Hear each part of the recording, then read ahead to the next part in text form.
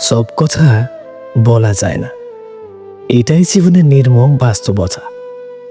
যাকে আপনি বিশ্বাস করে আপন ভেবে অন্তরের দরজা খুলে সব বলেন, সেই একদিন আপনাকে ব্যক্তিত্বহীন ভেবে হাসাহাসি করবে।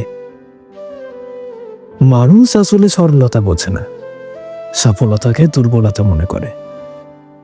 যে আপনাকে বোঝার যোগ্যই রাখে না, তার কাছে নিজের মন খুলে বলা মানেই নিজের অস্ত্র তার হাতে তুলে দাও। আপনি ভাবছেন, আমি তো বিশ্বাস করে বলেছিলাম, কিন্তু সেভাবে সে তো সহজ শিকার।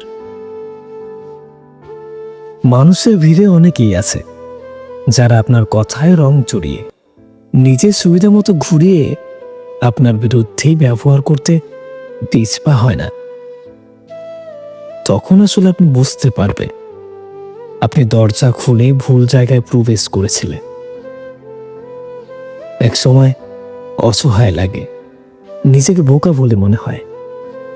হৃদয়ে ভেঙে যাওয়া শব্দ শুধুই নিজেরাই শুনতে পান। আর সেই মুহূর্তেই জীবন সবচাইতে বড় শিক্ষা দেয়।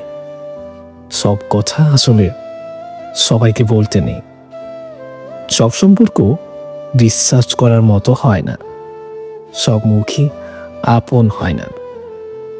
নিজেকে সুরক্ষিত রাখতে হলে মুখ বন্ধ করে রাখতে হবে, মনকে লক করে রাখতে হবে, কথা বেছে বলতে হবে। কারণ সত্য কথা হলো, যে নিজের সব বলে যায়, যে সবচেয়ে সহজে ভেঙে পড়ে, আর যে নিজের কথাকে নিয়ন্ত্রণ করতে শেখে, তাকে ভাঙার ক্ষমতা কারো আসলে থাকে না। আচ্ছা, আজকের এই স্টোরিটি আপনাদের কেমন লাগলো? ভোকালে ছিলাম আমি কুসদাস। যদি স্টোরিটি ভালো লেগে থাকে, লাইক, শেয়ার, সাবস্ক্রাইব এবং ফলো করতে ভুলবেন না। আর যারা নতুন শুনছেন তারা প্লিজ কমেন্ট করে যাবেন কে কোথা থেকে শুনছেন। দেখা হচ্ছে আগামী কোনো স্টোরিতে বা আপনাদের কোনো ভৌতিক ঘটনায়। ততক্ষণ পর্যন্ত ভালো থাকবেন, সুস্থ থাকবেন এবং নিজেদের যত্ন নেবেন। টাটা।